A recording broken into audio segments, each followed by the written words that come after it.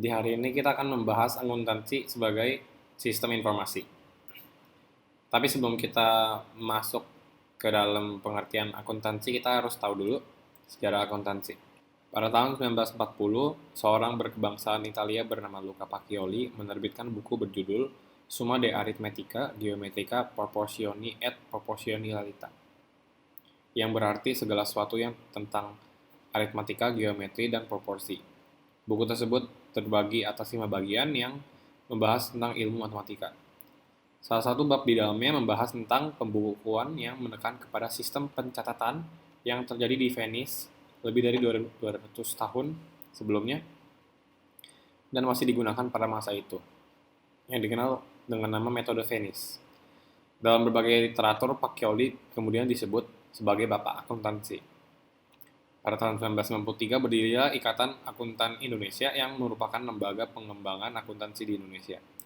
Lalu sekitar tahun 1970, akuntansi mulai banyak dikenal pemakaiannya, dan semenjak itu, akuntansi mulai diajarkan di sekolah-sekolah lanjutan atas dan perguruan tinggi. Sekarang kita akan masuk kepada pengertian akuntansi. Kata akuntansi berasal dari bahasa Inggris to account, yang artinya memperhitungkan atau mempertanggungjawabkan dari pengelola perusahaan kepada pemilik perusahaan atas kepercayaan yang telah diberikan kepadanya untuk menjalankan kegiatan perusahaan. Akuntansi memiliki beberapa elemen tahapan sebagai berikut. Akuntansi memiliki beberapa elemen tahapan sebagai berikut. 1. Identifikasi dan pengukuran. Dalam tahap ini dilakukan identifikasi terhadap data transaksi yang terjadi dalam suatu perusahaan. Kemudian diukur. Satuan ukuran bisa berupa dalam rupiah atau yang lain. Nomor 2. Pencatatan dan penggolongan. Semua ekonomi yang telah diidentifikasi pada tahap pertama akan dicatat secara kronologis dan sistematis dalam jurnal. Setelah itu dipindahkan ke buku besar. 3. Pengikhtisaran. Transaksi yang sudah dicatat ke buku besar akan tergambar dalam saldo masing-masing akun. Kemudian disusun dalam neraca saldo atau neraca sisa. Yang keempat adalah pelaporan. Saldo akhir setiap akun akan dilaporkan dalam dokumen tersendiri, yang disebut laporan akuntansi. Dari keempat tahap ini, akuntansi dapat disimpulkan sebagai suatu proses pengidentifikasian, pengukuran, dan pelaporan informasi ekonomi untuk memungkinkan adanya penilaian dan keputusan yang jelas dan tegas bagi pihak pemakai informasi. Selanjutnya kita akan membahas akuntansi sebagai sistem informasi. Tetapi, apa itu sistem informasi? Sistem informasi dapat didefinisikan sebagai serangkaian prosedur formal di mana data dikumpulkan, kemudian diproses menjadi informasi dan didistribusikan kepada para pengguna. Akuntansi dapat diartikan sebagai sebuah sistem informasi yang mengukur aktivitas bisnis, mengolah data menjadi laporan, mengkomunikasikan hasilnya kepada para pengambil keputusan, dan memberi laporan pada para pengguna informasi akuntansi atau pihak-pihak yang memiliki kepentingan. Tujuan sistem informasi akuntansi adalah untuk menyediakan informasi bagi para pengguna sebagai dasar untuk mengambil keputusan. Sekarang kita akan membahaskan kualitas informasi akuntansi. Untuk menghasilkan informasi yang berkualitas, informasi akuntansi harus memenuhi beberapa syarat berikut. 1. Dapat dipercaya atau andal. Informasi akuntansi dikatakan dapat dipercaya atau andal jika mampu terbebas dari kesalahan dan menyajikan informasi yang sesungguhnya. Informasi yang dapat dipercaya haruslah memenuhi kriteria berikut. A. Dapat diuji. Informasi yang disajikan harus diuji kebenarannya oleh akuntan lain dengan menggunakan metode pengukuran yang sama. B. Netral. Informasi akuntansi dikatakan dapat dipercaya apabila informasi tersebut netral atau tidak memihak kepada keinginan pihak-pihak tertentu. C. Menyajikan yang sebenarnya. Informasi dapat dipercaya bila disajikan berdasarkan kejadian atau kondisi ekonomi yang sebenarnya. Nomor 2, dapat dipahami. Informasi akuntansi yang disajikan haruslah mudah dipahami oleh pihak-pihak yang memerlukannya, dan harus disampaikan dengan bahasa dan istilah akuntansi yang sesuai dengan standar akuntansi. Nomor 3, dapat dibandingkan dan konsisten. Pencatatan informasi akuntansi suatu perusahaan harus dilakukan dengan konsisten sehingga penggunaan informasi akuntansi dapat lebih mudah mengetahui dan membandingkan laporan keuangan perusahaan dari periode ke periode ataupun antar perusahaan sejenis. Nomor 4, materialitas. Tuntutan prinsip-prinsip akuntansi bisa diabaikan jika tidak menyebabkan kesalahan atau perubahan dalam pengambilan keputusan bagi pengguna. Namun, jika terjadi kelalaian atau kesalahan, misalnya dalam mencatat nilai keuntungan dengan salah atau tidak akurat, dapat berakibat pengguna informasi salah dalam mengambil keputusan karena keuntungan per saham sebenarnya jauh lebih kecil atau jauh lebih gede yang ditampilkan dalam laporan keuangan. Nomor 5 adalah relevan. Relevan artinya berguna secara langsung dan tepat waktu bagi pengguna informasi akuntansi. Informasi memiliki kualitas relevan jika informasi yang disajikan pada waktu dibutuhkan dapat memengaruhi keputusan ekonomi pengguna. Nomor 6, perbandingan antara manfaat dan biaya. Manfaat laporan keuangan harusnya lebih besar atau paling tidak sama dengan biaya yang dikeluarkan untuk memproses laporan tersebut. Sementara itu, biaya prosesan laporan keuangan tidak boleh lebih besar dari manfaat yang diterima oleh pengguna laporan tersebut. Informasi akuntansi yang berkualitas harus juga memiliki karakteristik tertentu. Karakteristik informasi akuntansi tersebut meliputi hal berikut. Nomor 7 adalah relevansi. Informasi akuntansi yang disajikan oleh manajemen harus sesuai dengan yang dibutuhkan oleh pengguna. Agar memiliki relevansi, informasi harus memenuhi unsur-unsur berikut. A adalah nilai prediksi atau predictive value.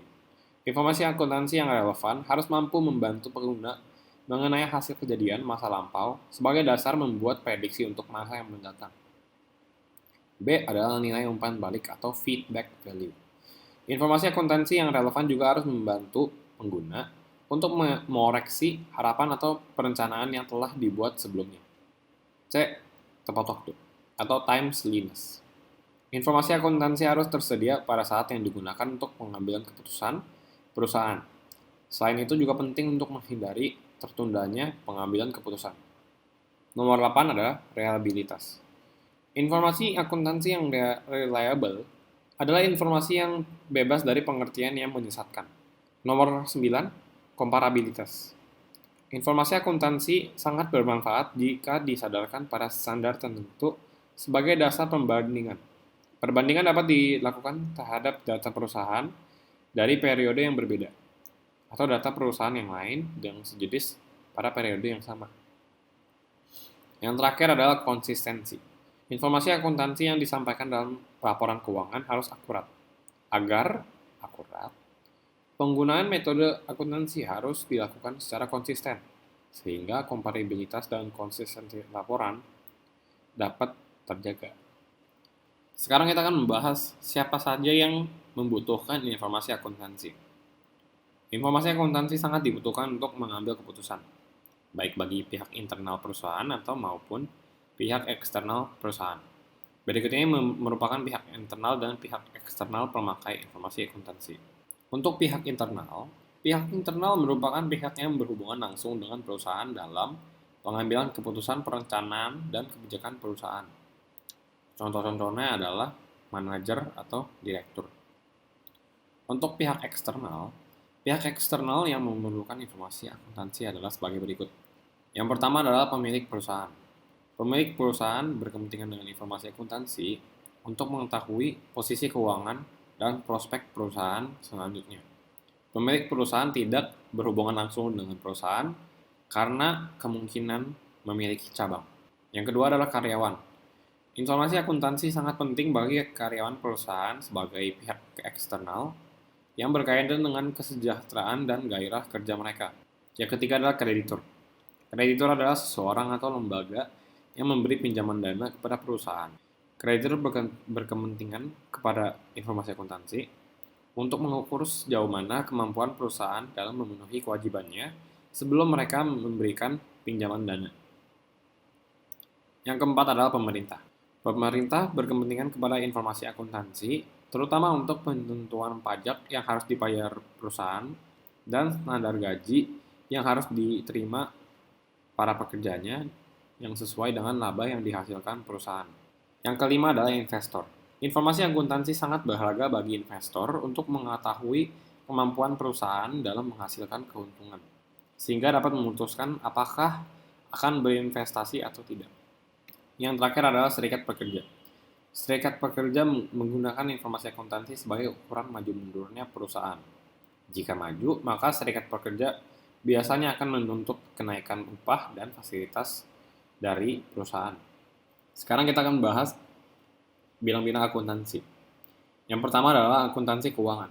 Akuntansi keuangan adalah akuntansi yang membahas mengenai penyusunan laporan keuangan secara berkala sesuai dengan standar akuntansi keuangan yang berlaku untuk menghasilkan informasi yang disajikan kepada pihak-pihak eksternal yang berkepentingan. Yang kedua adalah akuntansi pemeriksaan.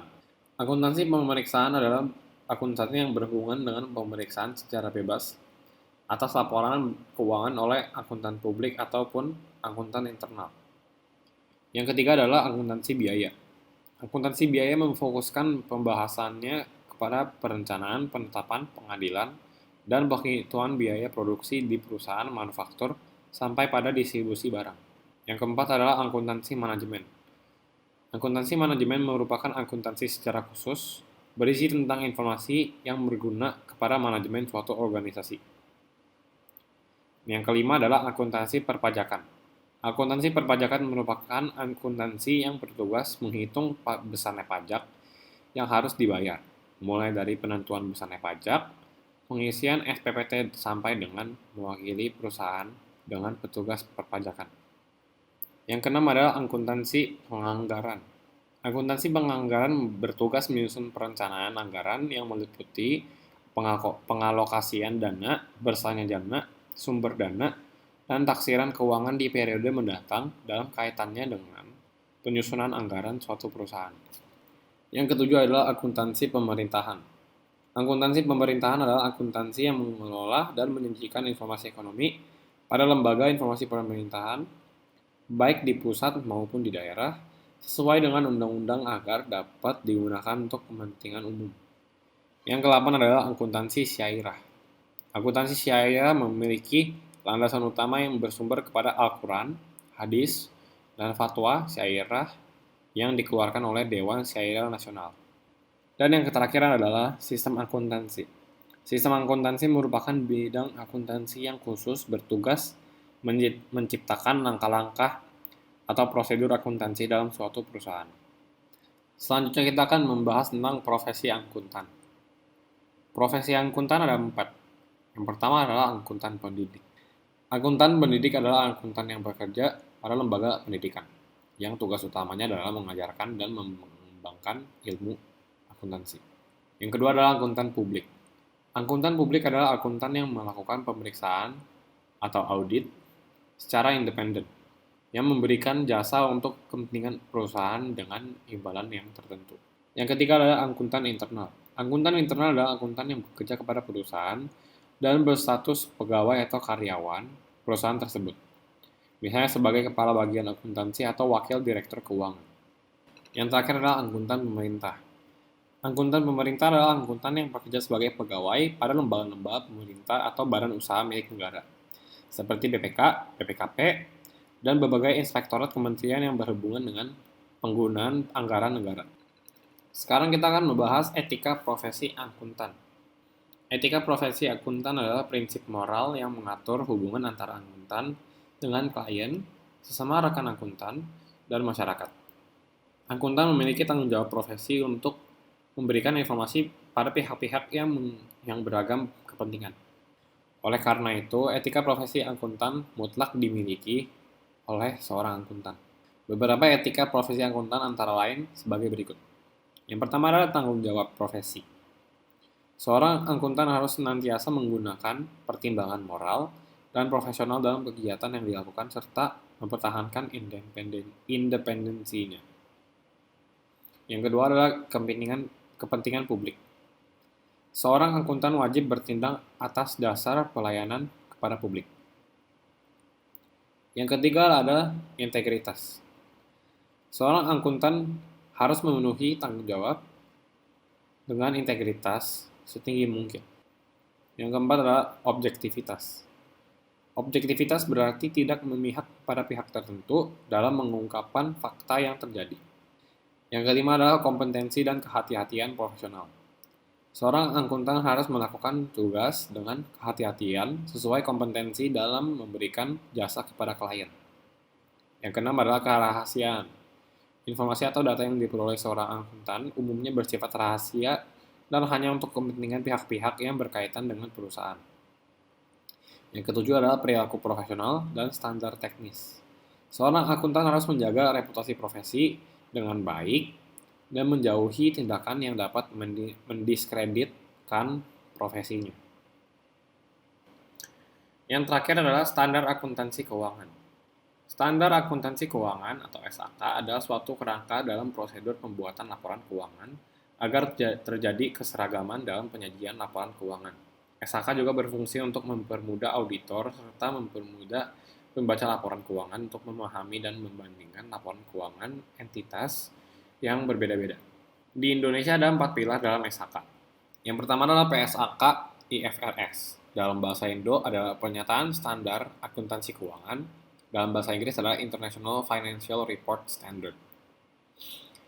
PSAK adalah nama lain dari SAK yang diterapkan Ikatan Akuntansi Indonesia sejak tahun 2012 sampai dengan tahun 2021. Standar ini digunakan untuk badan atau bisnis yang memiliki akuntabilitas publik, yaitu badan yang terdaftar atau masih dalam proses pendaftaran di pasar modal seperti perusahaan publik, asuransi, perbankan, BUMN, ataupun perusahaan dana pensiun. PSAK sama dengan SAK sama-sama bertujuan untuk memberikan informasi yang relevan bagi pengguna laporan keuangan. Penggunaan IFRS ditentukan karena Indonesia merupakan anggota IFAC, International Federation of Accountants, yang menjadikan IFRS sebagai standar mereka. Selama tahun 2020, Dewan Standar Akuntansi Keuangan Ikatan Akuntansi Indonesia telah mengesahkan 1 PSAK, 1 ISAK, 6 judul amandemen atas PSAK, 1 penyesuaian tahunan 2020, dan 2 standar lainnya yang statusnya masih berupa draft exposure. Pilar kedua adalah SAK ETAP, Standar Akuntansi Keuangan untuk entitas tanpa akuntansi publik. SAK ETAP digunakan untuk entitas yang akuntabilitas publiknya tidak signifikan dan laporan keuangannya hanya untuk tujuan umum bagi pengguna eksternal. ETAP merupakan hasil penyederhanaan IFRS yang meliputi tidak adanya laporan laba, rugi komprehensif, penilaian untuk aset tetap, aset tidak berwujud, dan properti investasi setelah tanggal perolehan hanya menggunakan harga perolehan. Tidak ada pilihan menggunakan nilai revaluasi atau nilai wajar, serta tidak adanya pengakuan liabilitas dan aset pajak tangguhan karena beban pajak diakui sebesar jumlah pajak menurut ketentuan pajak. Jika hal ini diterapkan dengan tepat, unit bisnis kecil dan menengah dapat membuat laporan keuangan tanpa harus dibantu oleh pihak lain dan dapat dilakukan audit terhadap laporannya tersebut. Pilar ketiga adalah PSAK Syairah. PSAK Syairah merupakan pedoman yang dapat digunakan untuk lembaga-lembaga kebijakan syairah seperti Bank Syairah, Pengadaian Syairah, Badan Zakat, dan lain sebagainya. Pengembangan standar ini dibuatkan berdasarkan acuan dari fatwa yang dikeluarkan oleh MUI, Majelis Ulama Indonesia. Standar ini terisi atas kerangka konseptual penyusunan pengungkapan laporan, standar penyajian laporan keuangan, dan standar khusus transaksi syairah seperti mudharabah, murabaha, salam, ijarah, dan istisna. Pilar keempat atau pilar terakhir adalah SAP, Standar Akuntansi Pemerintah, yang berlaku di Indonesia. SAP telah diterapkan sebagai peraturan pemerintah yang diterapkan untuk entitas pemerintah dalam menyusun laporan keuangan pemerintah pusat, LKPP, dan laporan keuangan pemerintah daerah, LKPD. SAP dibuat untuk menjamin transparansi, partisipasi, dan akuntabilitas pengelolaan keuangan negara demi terwujudnya pemerintah yang baik dan bersih. Standar akuntansi pemerintah adalah standar akuntansi yang cocok untuk akuntansi desa. Demikian penjelasan saya tentang akuntansi sebagai sistem informasi. Terima kasih telah menonton.